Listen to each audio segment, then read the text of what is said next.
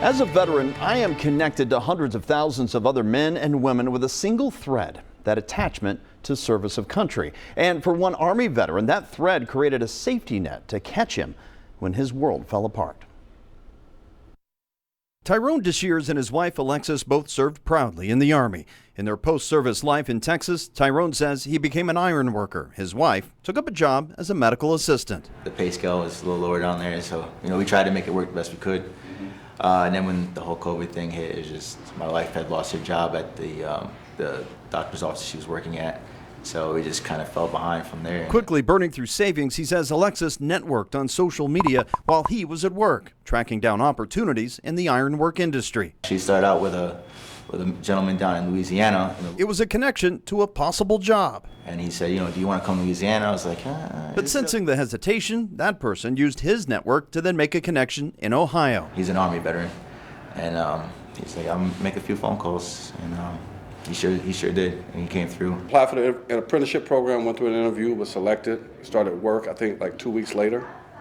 But then we had to find housing. In the interim, the truck broke down.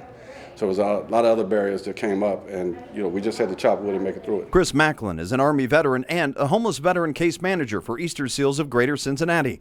Tyrone landed on his doorstep through another veteran at Crossroads Church.